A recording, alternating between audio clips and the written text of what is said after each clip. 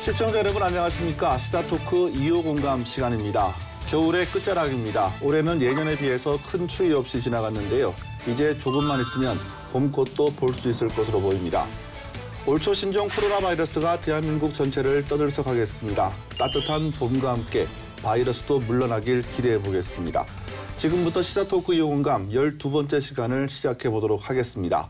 1월부터 새롭게 합류해서 큰 활약을 보여주신 경북일보 배준수 기자부터 소개해드리겠습니다. 기자 안녕하세요. 네, 안녕하세요. 네, 첫 번째 녹화 잘 마쳤습니다. 네. 주변의 어떤 반응은 좀 어떻던가요? 무엇보다 그 아내와 딸이 크게 응원을 해줘서 힘을 많이 얻었습니다. 주변에서도 활자를 통해서 이렇게 저희 어떤 소식들을 보다가 목소리와 얼굴을 통해서 직접 보고 나니 좀 신기하다는 그런 이야기도 좀 했었습니다. 얼굴에 대한 거부감은 없었습니까? 귀엽다고 했습니다. 예, 알겠습니다.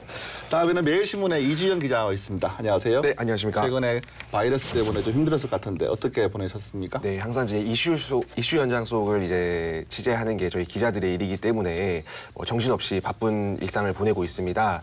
또 시민분들도 많이 만나는데요. 몸 조심하시고 또 시청자 여러분들도 코로나 바이러스 조심하시길 바랍니다. 네, 알겠습니다.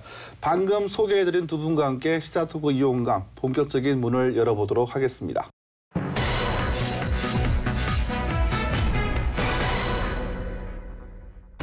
네, 오늘 첫 번째 주제는 지난 1월 대구와 경북을 떠들썩하게 했던 신공항 뉴스입니다. 이전지 결정이 확정이 됐는데 이에 대한 소식 자세히 들어보도록 하겠습니다.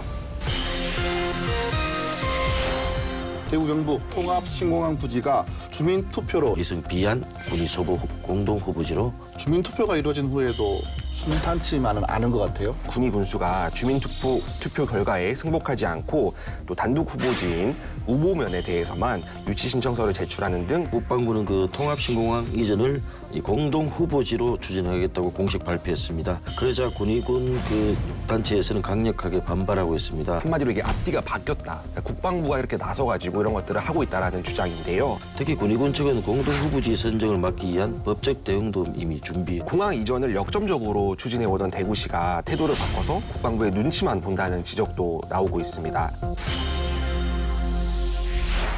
네, 대구와 경북의 새로운 하늘길이 열리게 됐습니다. 2026년 개항을 목표로 하는 대구 경북 통합 신공항 부지가 주민 투표로 1월 21일 거의 결정이 됐습니다. 투표 결과 공동 후보지인 의성군 비안면 그리고 군위군 소보로 결정났는데요.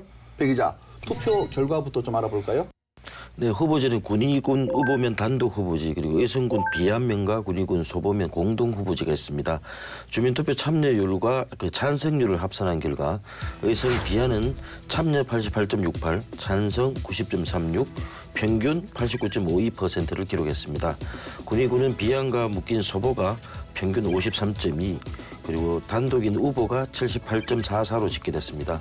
의성군이 그 사전 투표에 의해서 그 본 투표에서도 11%포인트 이상 그 격차를 벌려서 이전지는 결국 의성 비안 군위 소보 공동 후보지로 최종 결정이 됐습니다. 네, 그렇다면 이 기자, 우리 통합신공항 건설 사업은 앞으로 어떻게 진행될 것인지도 말씀을 좀 해주실까요? 네, 용역 작업이 출발점이 됩니다. 또 통합신공항 시설 계획과 연차별 자금 소요를 고려한 총사업비 선정, 또 항공 수요 분석, 또 교통 접근성에 따른 교통시설 개선 같은 것들이 이 용역에 포함이 되는데요. 이 용역 작업에만 33억 원이 소요됩니다. 대구시는 국토교통부에 또 이제 중장거리 노선을 운영할 수 있는 이제 통합신공항의 위상을 또 건의할 방침인데요. 아무래도 이제 중장거리 노선이 오고 가려면은 이 또 공항도 규모도 커야 되고 또 시설도 좋아야 되지 않겠습니까? 군공항과 민간공항을 옮기는 데에만 9조 원이 소요가 됩니다. 그리고 또 종전부지 개발에도 9조 원이 필요하다고 하는데요. 통합신공항 배후단지 조성과 접근성을 위한 SOC 사업까지 합산하면은 모두 30조 원이 소요가 됩니다. 네. 순조롭게 사업이 추진되면 2026년 군공항과 민간공항이 동시에 개항하게 됩니다. 네.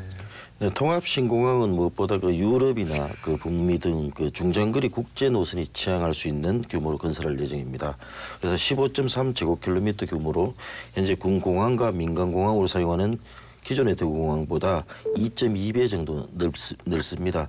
그리고 구체적으로는 11.7제곱킬로미터 부지에 활주로와 경납고 등을 갖추고 또 주변에 항공기 소음을 줄이는 완충 지역 3.6km도 두기로 했습니다. 공항 건설 이후 그 항공 수요 변화에 따른 확장까지 고려한 면적이라고 할 수 있습니다.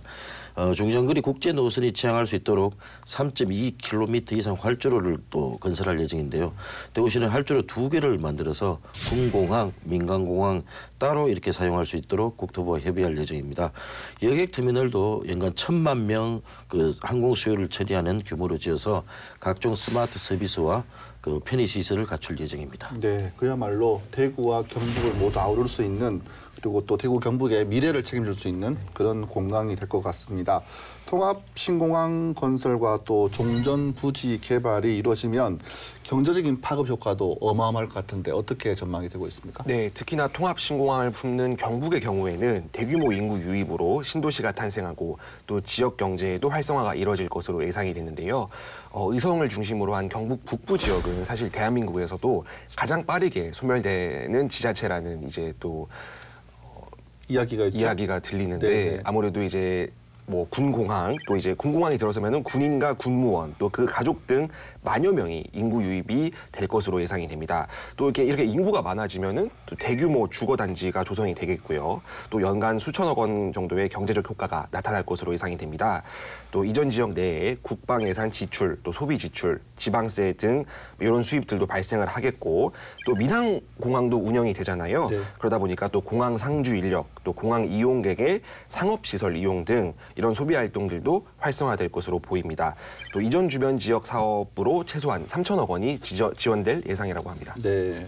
특히 그 통합 신공항 주변에 그 항공 정비 부품 또 항공 화물 또 항공 관련 산업이 발달할 수 있고 뭐 숙박, 마이스, 관광 레저 등 연간 산업을 포함한 그야말로 공항 복합 도시로 개발이 가능합니다. 무엇보다 통합 신공항 건설에 따른 도로, 철도 등을 통해서 대구와 경북 주요 도시와의 접근성도 크게 향상될 것으로 보입니다. 네. 대구의 종전 부지 개발은 어떻게 좀 진행될 것 같습니까? 네, 이 종전 부지 같은 경우에는 지금까지는 고도 제한과 또 이제 소음 피해의 주민들의 이제 언성도 컸었는데요. 아무래도 이 지역이 금호강과 또 팔공산을 끼고 있기 때문에 이런 자연환경들을 이용한 이제 친환경 수변 도시를 콘셉트로 수변과 수변을 잇는 상업 도시를 랜드마크로 조성하고 또 대구하면은 그게 또 물산업 도시라는 이제 캐치프레이즈도 있지 않습니까? 네네. 또 이런 것들을 활용한 첨단 기술 기반의 대구만의 독특한 스마트 시티를 구성할 것으로 보입니다. 네. 정부의 이전을 건의한 지 6년 만에 입지가 결정이 됐습니다. 현무 시설은 이제 군공항도 포함해서 지자체가 유치를 해서 이전한 첫 사례가 될 것 같은데 네. 주민투표가 이루어진 후에도 순탄치만은 않은 것 같아요. 네, 아무래도 군공항 이전 특별법에 따라서 공동 후보지인 의성군수와 또 군의군수가 모두 국방부에 정식 유치 신청을 하고 또 국방부의 그 이전 부지 선정위원회가 최종 의결을 하면은 남은 절차는 끝나게 됩니다. 하지만 김영만 군의군수가 주민투표 결과에 승복하지 않고 또 단독 후보지인 우보면에 대해서만 유치 신청서를 제출하는 등 돌발 행동에 나섰는데요.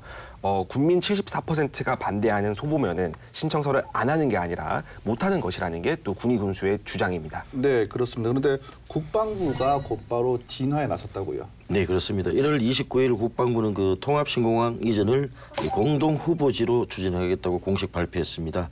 그러자 군의군 그 단체에서는 강력하게 반발하고 있습니다. 선정위원회가 개최되기도 전에 공동 후보지로 결정된 듯이 그 국방부가 선제적으로 입장을 정리하는 것은 선정위원들에게 사실상 공동 후보지로 선정하라는 지침을 주는 행위라고 지적했습니다. 무엇보다 국방부는 선정 기준이 무엇인지를 의도적으로 생략을 해버려서 군이 선정의 결정에 따르지 않는다고 매도하고 있다고 비난했습니다. 네. 네, 김영만 군의군수도 일단 국방부가 말을 바꿨다라고 주장을 했는데요. 그러니까 국방부 자료집에 분명히 이 공항 같은 경우에는 수기형 시민 의견 조사를 통해서 결정된 선정 기준을 또 유치를 신청한 지자체 중에서 선정위원회에 심의를 할 때 적용되는 기준이다라고 명시하고 있다라고 밝혔습니다. 이게 무슨 말이냐면은 이제 지자체 간에 이렇게 결정을 해서 충분히 이제 결정을 해서 올려야 되는 건데 이게 김영만 군수는 그러니까 한마디로 이게 앞뒤가 바뀌었다. 그러니까 국방부가 이렇게 나서가지고 이런 것들을 하고 있다라는 주장인데요. 또 이제 결국 군의군이 이제 선정위 최종 결과를 지켜본 뒤에 이렇게 공동 후보지가 그대로 반영되면은 또 절차상 문제를 트집 잡을 게 있습니다. 이게 뭐 트집이라는 표현도 좀 그렇지만 이게 군의군에서는 이렇게 조금 불만을 제시할 가능성이 높거든요. 이에 대해서도 조금 국방부 결과가 조금 안 맞다 싶으면은 행정소송을 할 것으로 보입니다. 주민투표를 하면 뭐 이후에는 다 결정될 것이다라는 생각들이 많았는데 네. 주민투표를 하고 난 이후에도 통합신공항 입지를 놓고 갈등이 계속 이어지고 있는 양상을 보이고 있는 것 같아요. 일각에서는 이제 국방부 등의 책임론을 좀 묻는 네. 그런 주장도 나오고 있다고 하더라고요. 네, 그렇죠. 왜냐하면은 그러니까 특별법 제정 이후에 주민투표까지 충분히 시간이 있었습니다.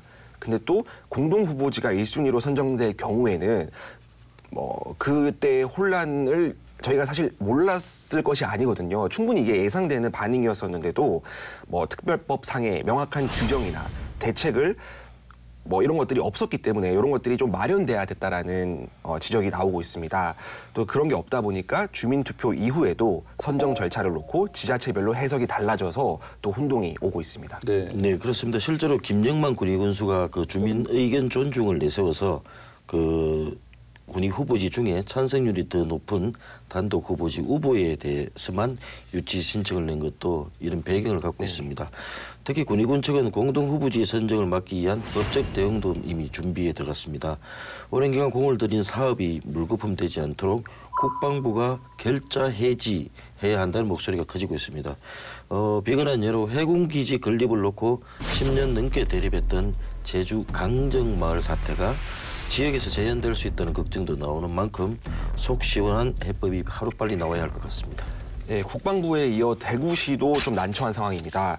통합신공항 이전 사업이 지자체 간 갈등으로 난항을 겪고 있는데도 뭐 이렇다 할 입장을 내지 못하고 있는 상황인데요. 또 이제 공항 이전을 역점적으로 추진해 오던 대구시가 태도를 바꿔서 국방부의 눈치만 본다는 지적도 나오고 있습니다. 뭐 권영진 대구시장은 이제 2018년 재선 공약으로 이 통합공항 이전을 내걸었었는데요.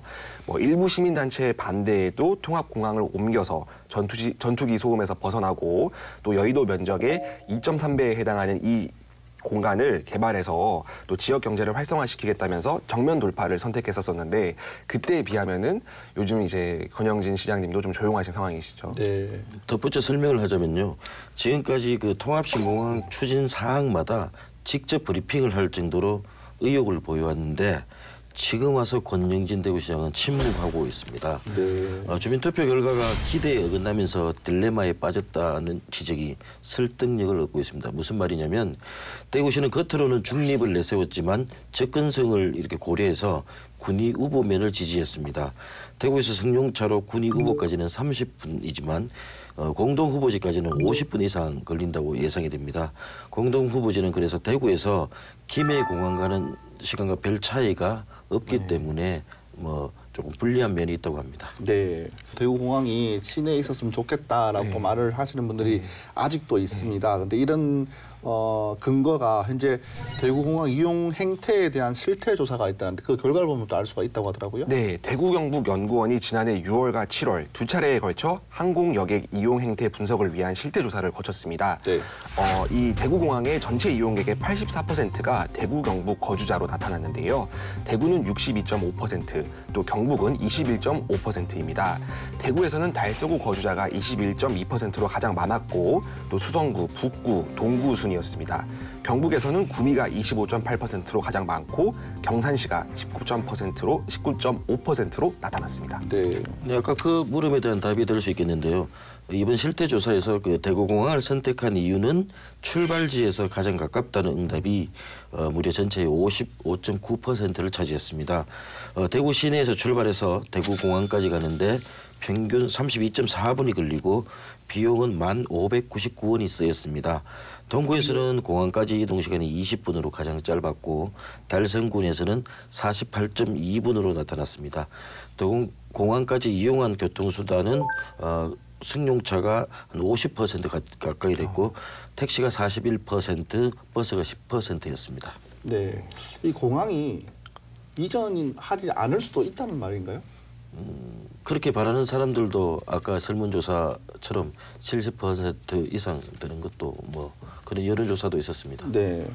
자, 통합신공항 건설 사업 관련해서 다양한 부분을 좀 짚어봤습니다. 새로운 하늘길을 여는 일이 참 순탄치만은 않다 이런 생각이 드는데요. 앞으로의 사업 전망 살펴보겠습니다. 네, 앞서도 그 말씀드렸지만 국방부가 통합신공항 입지를 공동 후보지로 사실상 그 결정했다는 입장을 밝히면서 갈등이 더 심해지고 있는 상황입니다.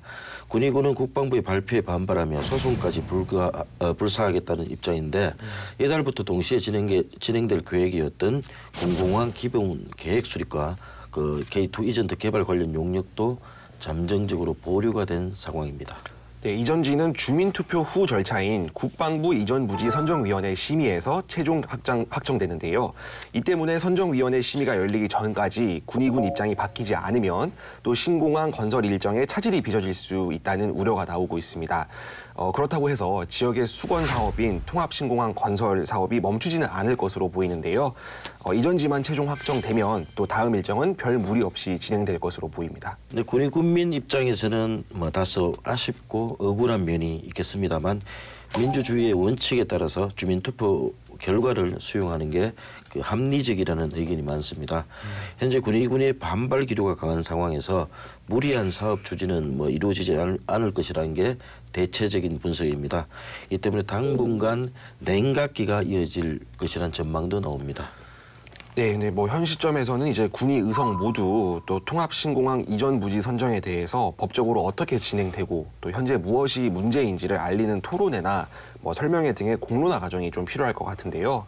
뭐 대구와 경북 모두 지금까지 경험해보지 못했던 새로운 세상을 만나게 해줄 그런 통합신공항 건설 사업의 성공을 위해 지혜를 모아야 할 때인 것 같습니다. 어떤 사람들은 통합신공항 이전이 뭐 9분 응선을 넘었다 이렇게 표현을 하기도 했는데 아직까지는 좀 산고를 겪고 있는 것 같습니다. 뭐 우리에게 던져진 주사위라고도 말씀도 하시는데 다음 시간에는 이 사업이 탄력을 받고 잘 추진될 수 있다는 소식 전해드리기를 기대해 보겠습니다.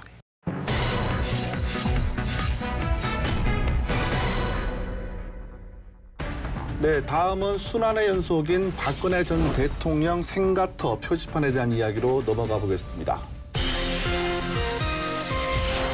박근혜 전 대통령 생가터가 수년 동안 훼손됐다는 소식. 국정농단 사태가 벌어지자 50대 시민이 당시 든 표지판에 붉은색 스프레이를 뿌려서 범행 이틀 만에 경찰에 붙잡혔는데요. 2016년에 이어 최근까지 두 번에 걸쳐 이제 훼손되는 임기를 다 채우지 못한 채 비리에 얽혀서 탄핵된 대통령의 흔적을 보기 싫다라는 반응과 당당히 국민투표로 당선된 대통령인 만큼 이 대통령의 역사이기도 하다라는 주장이 시민들과 누리꾼들 사이에서도 이어지고 있는 상황입니다.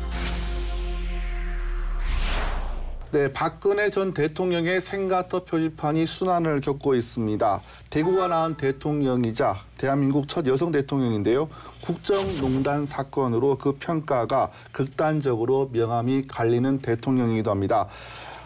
이제 이 기자, 박근혜 전 대통령 생가터가 이제 대구 중구 동성로 안에 있다고 이제 얘기를 하는데 수년 동안 훼손됐다는 소식이 있더라고요. 어떤 내용입니까? 네, 동성로에 있는 박근혜 전 대통령의 생가에 설치됐던 표지판은 2016년에 이어 최근까지 두 번에 걸쳐 이제 훼손되는 일이 벌어졌는데요. 이 사건과 함께 이제 중구청이 3년 전에 철거했던 이 표지판을 최근에 다시 설치했다라는 게 뒤늦게 알려지면서 또 논란이 일고 있습니다. 이에 대해서 뭐 임기를 다 채우지 못한 채 비리에 얽혀서 탄핵된 대통령의 흔적을 보기 싫다라는 반응과 당당히 국민투표로 당선된 대통령인 만큼 이 대통령의 역사이기도 하다라는 주장이 뭐 시민들과 누리꾼들 사이에서도 이어지고 있는 상황입니다. 네, 여기 앞서 이 기자께서 2016년에 처음 생겼다고 하는데 그 전에도 한번 생기지 않았습니까? 이 생가터 표지판이? 네, 박 전 대통령 취임 이후인데요. 대구 중구청과 중구 주민들은 2013년 2월 25일에 그 박 전 대통령 취임을 기념하면서 도로 구조물 형태의 그 표지판을 설치하게 됐습니다. 당시 생가터 주변에 설치했던 표지판은 가로 70cm, 세로 240cm 크기로 박 전 대통령이 활짝 웃는 얼굴과 꽃다발을 들고 손을 흔드는 사진, 또 생가터의 이력을 소개하는 글이 담겨 있었습니다. 저도 이제 생가터 표지판이 있다고 해서 한번 가봤는데 네. 생가터는 없더라고요. 이 건물만 덩그러니 남아있던데. 네, 맞습니다. 이 터는 사실 박정희 전 대통령과 또 유경수 여사가 지난 1950년 대구 계산성당에서 결혼식을 하고 또 신혼살림을 차린 한옥집 터인데요. 박근혜 전 대통령은 1952년 2월 이곳에서 태어났습니다. 당시는 이제 한옥 건물이었으나 동성로가 또 동성로 일대가 번화가로 이게 개발되면서 현재는 지하 2층 또 지상 8층 규모의 상가 건물이 들어서 있고요. 뭐 그 한옥이 복원되지는 않았습니다. 네.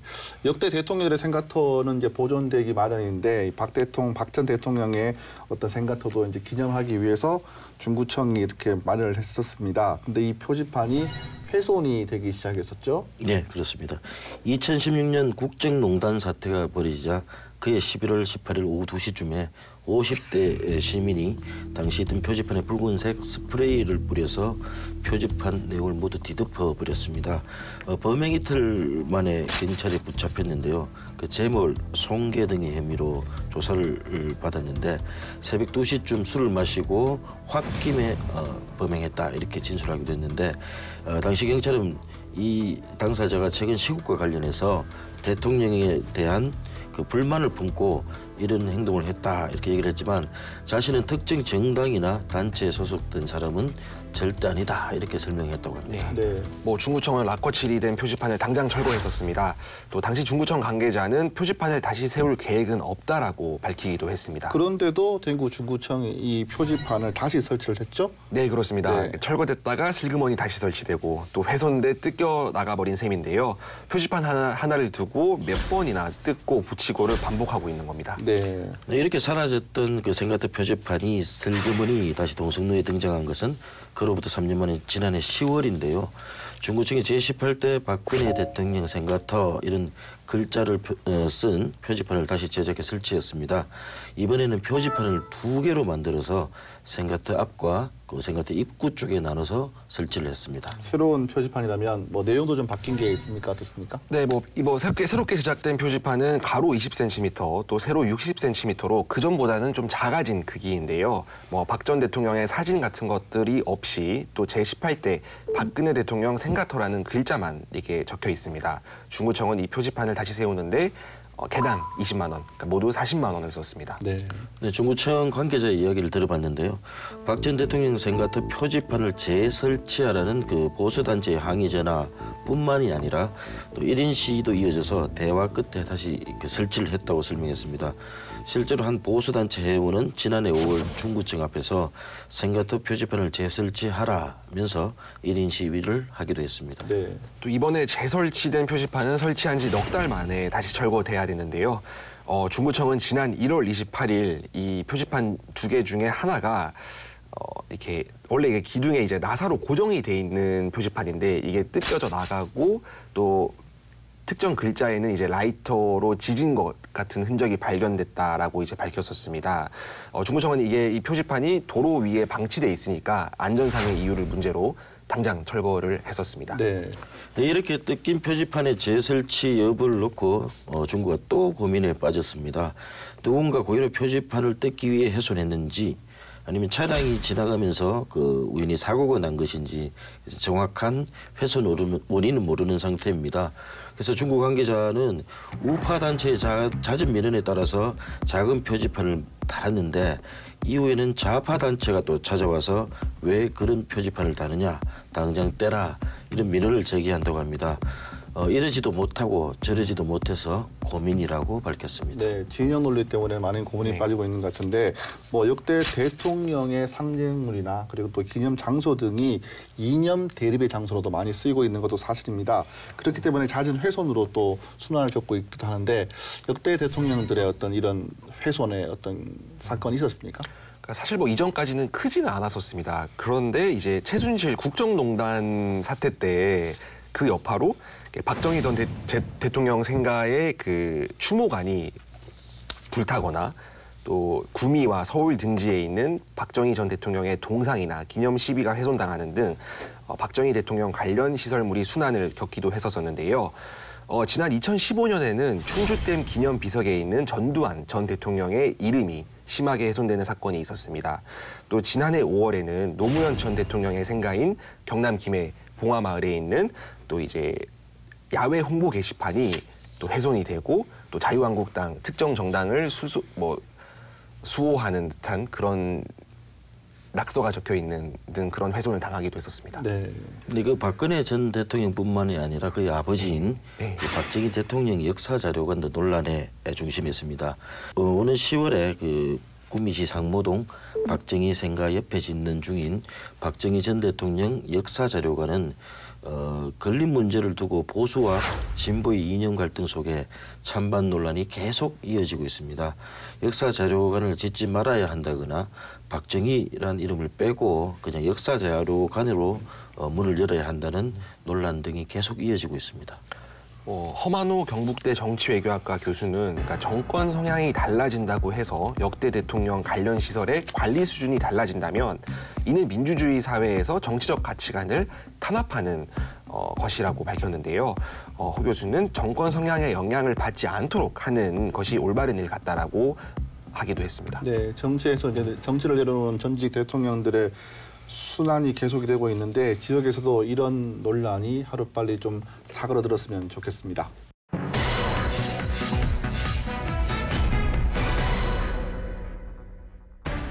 네, 다음 이야기 주제는 대구 농업 마이스터 고등학교 수영장의 고액 강습료 논란입니다. 3월 개장을 앞둔 수성구 농업 마이스터 고등학교 수영장을 다른 학교 수영장보다 고가로 책정됐다는 논란이. 농마고가 수성구라는 지역적인 특성 때문에 업체가 자체적으로 계산해서 강습료를 정한 것이고 인근 수영장 강습료와 비교하면 비싼 건 아니다라고 거듭 말했는데요. 교육청은 이번 계약으로 3년 동안 약 11억 7천만 원의 수익을 시비와 구비가 들어간 만큼 수영장 이용 편의와 혜택이 수성구민들에게도 돌아갔으면 좋겠다 이렇게. 네, 정부와 대구시 그리고 구청 등이 공공기관 예산을 들여서 만든 수영장이 집 근처에 생긴다면 얼마나 좋겠습니까? 대구 수성구양 고등학교 수영장 건립에 주민들의 기대가 커지고 있는데요. 생각보다 높은 이용 금액에 공공체육시설물의 공공 역할을 못한다는 그런 비판이 나오고 있습니다. 우선 배 기자, 강습료가 얼마길래 이렇게 논란이 되고 있는 건가요? 네, 설명을 드리자면요.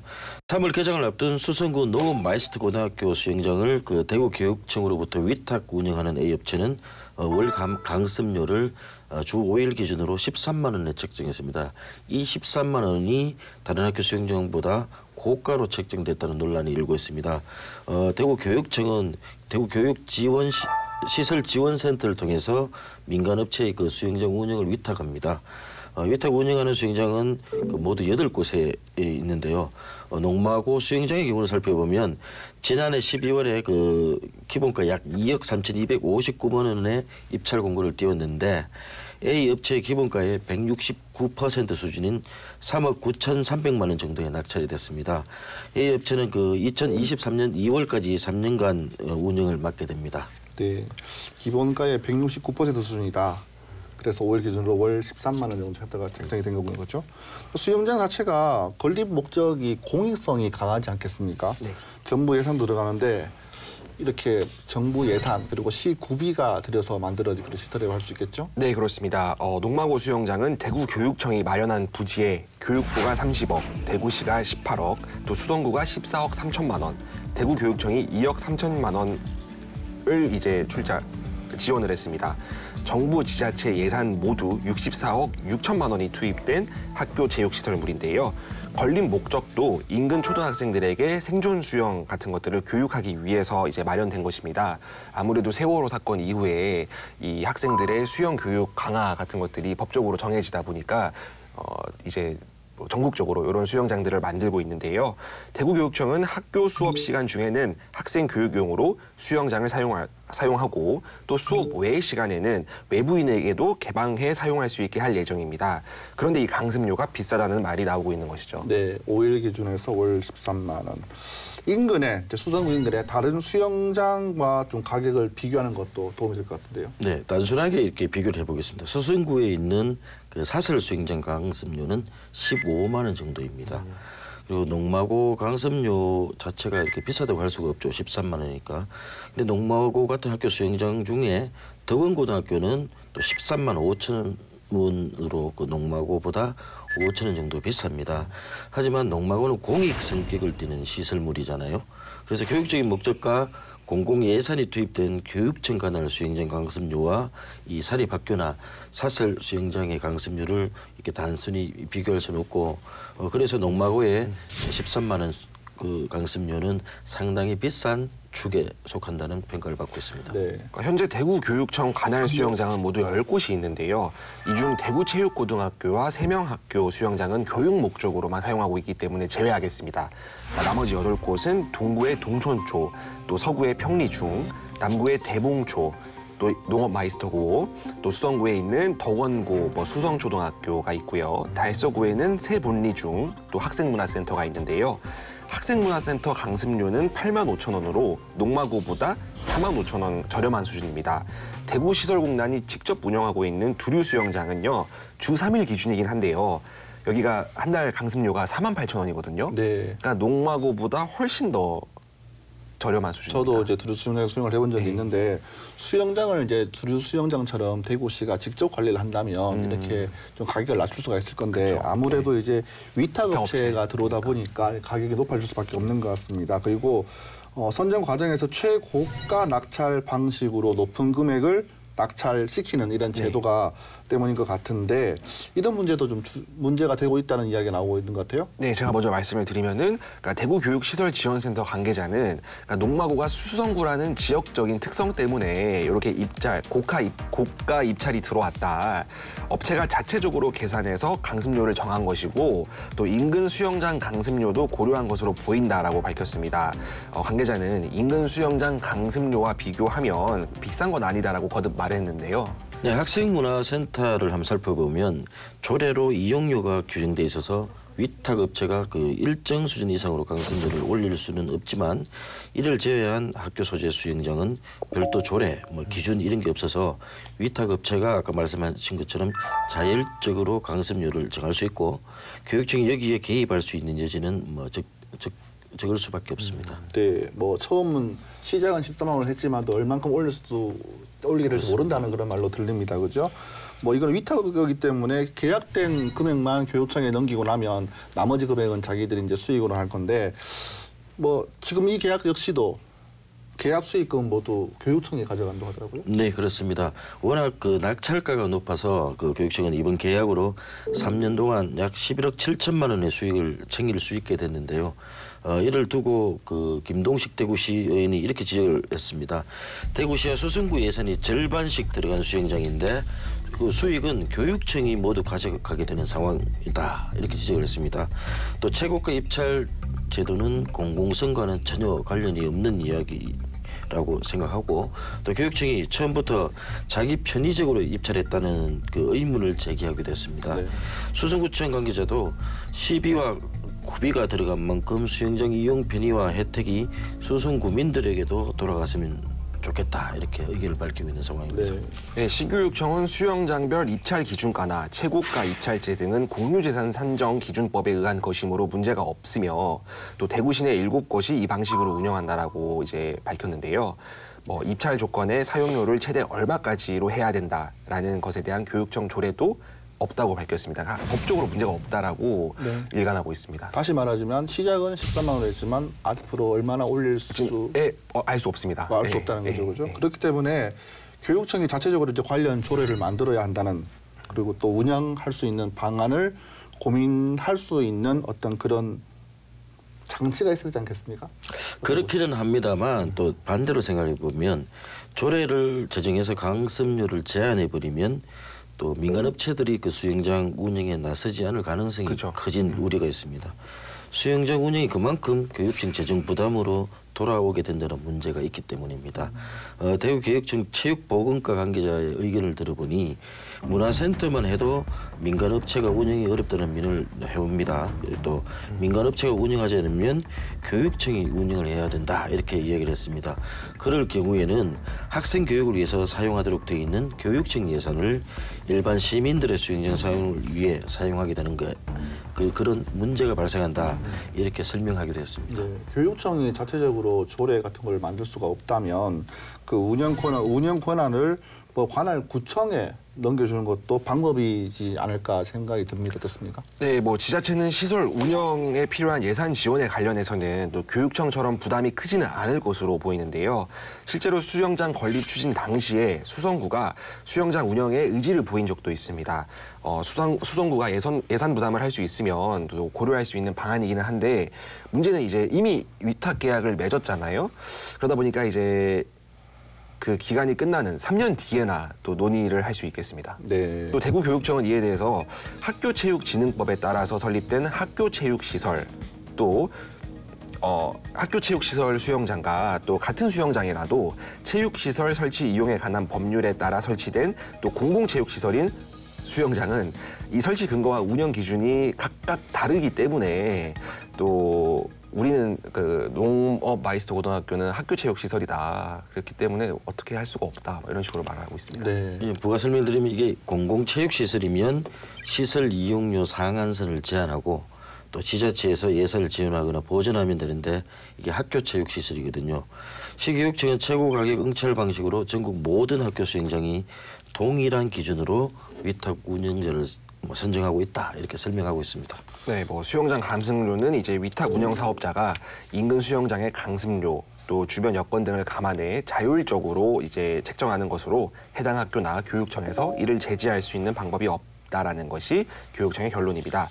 또한 학교 수영장 사용료 역시 교육청 수익금이 아닌 학교 운영비로 편입해서 학생 교육 및 활동 지원을 위해 사용하고 또 시설이 노후되거나 고장났을 때 또 이 시설들을 고치는데 사용하겠다라고 밝혔는데요. 그러니까 뭐 수익을 얻는 게 아니다. 이것들 다 그냥 수영장으로 재투자되는 거기 때문에 문제가 없다라는 식입니다. 네, 뭐 공익의 탈을 쓴 사역이 아닐까 생각이 듭니다. 학교 수영장의 이제 운영과 보수가 이 위탁업체가 모두 이제 책임지는 걸로 되어 있는데 당연히 수익을 내야 하는 상황이 될 수밖에 없겠죠. 그렇기 때문에 앞으로 강습료를 얼마나 올릴지에 대한 어떤 그런 것도 염려가 되는 게 있습니다. 하루빨리 좀 주민들과 또 위탁업체들과 또 교육청의 접점을 찾는 그런 결과가 나오기를 기대해 보겠습니다.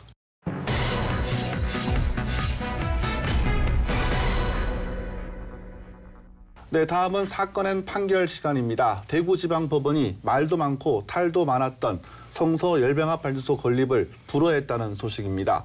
지역민들이 많은 관심을 가지고 지켜본 판결인데요. 이 판결에 대해서 이야기를 나눠보도록 하겠습니다. 자, 먼저 배 기자. 주민들의 건강권과 관련한 판결로서 주민들이 많은 관심을 가지고 있었던 것 같아요. 어떻습니까? 네, 한 2년 정도 떠들썩했던 사건인데 기억나시는지 모르겠습니다. 달서구 갈산동, 대천동, 신당동, 월성동, 월암동 일대에 위치한 성서 2차 일반 산업단지가 있는데 여기에 그 바이오 고형 연료, 다시 말해서 폐목재 같은 것을 태워서 전기를 생산하는 열병합 발전소 건립이 추진됐고 대기오염 물질 배출에 따른 피해를 우려한 주민들이 강력하게 반발했습니다. 급기야는 권영진 대구시장까지 나서서 뒤늦게나마 발전소 불허 방침을 공개적으로 밝히기도 했습니다. 이와 관련한 법원 판단이 나왔습니다. 네, 뭐 바이오 그러니까 가연성 물질을 파쇄해서 그리고 건조 처리 과정을 거쳐서 연료화시킨 고체 연료를 바이오 고형 연료 제품이라고 하는가 봐요, 그죠? 네네. 대기오염 물질이 배출되는 것으로 알려져 있습니다. 이 고체가 어떻습니까? 이게 왜냐하면은 그러니까 폐지류나 뭐 폐목재류 같은 것들을 이제 연료로 만들어 가지고 발생하는 증기나 뭐 열 에너지를 사용한다라는 컨셉인데요. 이 제품을 사용할 경우에 인체에 치명적인 독성을 보유한 다이옥신, 뭐 중금속 등 특정 대기 유해 물질과 또 먼지, 황산화물과 질소산화물 등의 대기오염 물질이 배출되는 것으로 알려졌습니다. 말 그대로 이게 폐목재, 그러니까 한번 버려진 것들을 다시 태우는 거니까 그 과정에서 얼마나 많은 것들이 나오겠어요. 네네. 근데 또 이제 환경부가 올해 1월 1일부터 고형연료 제품의 사용상 문제점과 위험성도 인식을 했습니다. 그렇게 해서 규제를 강화하기도 한 상황이거든요. 그러다 보니까 이제 이 사건의 시설은 시간당 1.42톤 규모의 바이오 고형 원료를 사용해서 또 또 시간당 75톤의 증기와 9.9메가와트 규모의 전기를 생산하고 또 성서산대 내 다른 시설들에 공급하는 열병합 발전 시설이 컨셉이었었는데 네. 뭐 대기환경보전법에 정한 대기오염 물질 배출 시설에 해당되기 때문에 조금 문제가 많았죠. 네, 저도 이제 지역 주민들 좀 만나봤는데 이 폐 목재라는 부분에서 좀 논란이 있었습니다. 뭐 예를 들어 책상 같은 거를 태우는데 책상 안에 있는 목재뿐만 아니고 여러 가지 또 화학 물질도 많이 있지 않습니까? 그런 부분을 태우면 유해 물질이 발생한다는 그런 내용 같은데 이번 판결 내용을 구체적으로 한번 살펴보시죠. 네, 발전소 추진 사업자인 리클린 대구는 성서산단 내 달서구 월암동 4,996제곱미터 부지에 열병합 발전소를 건설하려 했습니다. 그러나 대구시가 지난해 4월 주민 건강권을 이유로 성서 2차 산업단지 개발 계획 및 시설 계획 변경 승인 거부 처분을 내리고 또 열병합 발전소 건설 사업 연장을 허가를 내주지 않았습니다. 그렇게 해서 이제 소송전으로 넘어가게 된 것인데요. 대구지법은 지난 2월 5일 리클린 대구가 대구시장을 상대로 제기한 소송에서 원고의 청구를 기각했습니다. 대구시의 발전소 건설 백지화 처분이 정당하다는 판결이 나온 것입니다. 네, 여기서 이제 시청자들의 이해를 돕기 위해서 열병합 발전소가 어떤 과정으로 추진이 됐는지도 살펴봐야 되겠습니다. 네, 이번에 소송을 제기한 이 리클린 대구라는 회사가 이 회사를 인수하기 전에 사업자가 있었습니다. 2015년 6월 10일에 대구시로부터 열병합 발전소를 건설하는 사업을 2017년 5월 31일까지 진행한다고 1차 승인을 받았습니다. 하지만 이 기간에까지 그 발전소 건립을 완료하지 못하자 2017년 5월 18일에 다시 대구시로부터 승인을 받습니다. 2019년 5월 31일까지 발전소를 짓겠다 이렇게 다시 승인을 받았습니다. 네. 리클린 대구가 이 과정에서 업체를 인수했고 또 해당 기간 내에 사업을 완료하지 못했습니다. 그래서 다시 2021년 5월 31일까지 발전소를 짓겠다고 대구시에 승인을 요청했는데 대구시는 지난해 4월 23일 이 요청을 거부했습니다. 네, 2015년도에 최초로 이제 대구시가 승인을 했었고 2017년도에 사업 승인 시행 기간을 연장하는 또 승인을 했었는데 2, 3년 동안 잠잠하다가 갑자기 대구시가 뒤늦게 이 사업을 거부한 이유가 있을까요? 주민 건강권이 아마 가장 큰 문제였던 것 같습니다.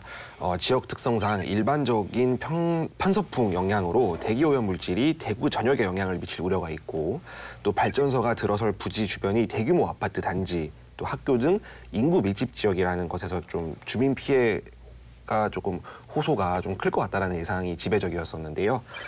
도심산업단지 특성상 환경 문제를 유발하는 발전시설의 입지는 부적절하다는 점도 고려됐습니다.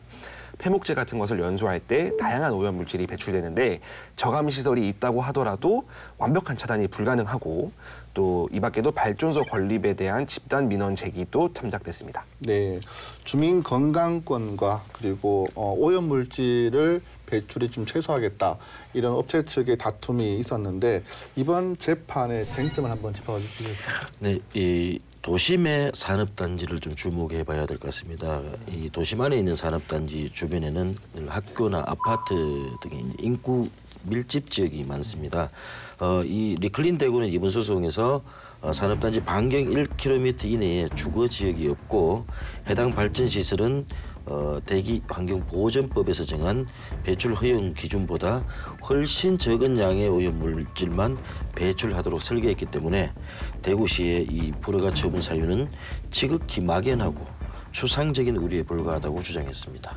재판부의 판단은 달랐습니다. 이게 반경 1km 이내에는 당연히 주거 지역이 존재하지 않지만 1km만 더 나아가서 반경 2km 이내라고만 잡으면 어린이집이 37곳, 또 유치원이 8곳, 초등학교가 7곳, 또 아파트 단지가 16곳이 존재하는 등 대규모 주거 단지가 있고 또 반경 3에서 5km 이내에는 100여 개 이상의 아파트 단지뿐만 아니라 대구의료원, 달서구청, 계명대역, 용산역도 있어서 사실상 거주 인구와 유동 인구가 많은 도시 지역에 열병합 발전소가 들어설 수밖에 없다는 사실을 지적을 했거든요. 또 반경 1km를 넘어선 지역 주민들의 건강과 또 주거 교육 환경에 위해를 줄 우려가 없다고 단정하기 어렵다고 판단했습니다. 네. 실제로 대구시가 2018년 1월 1일에 그 지역 7개 도심 내 산업단지를 대상으로 대기오염 물질 배출량 현황을 조사한 적이 있습니다.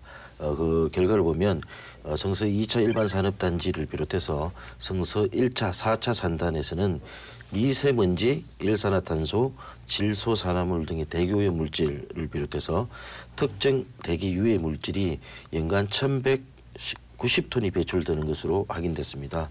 대구 도심 산단 내 총 배출량이 4,686톤인데 1,190톤은 그 25%에 달합니다.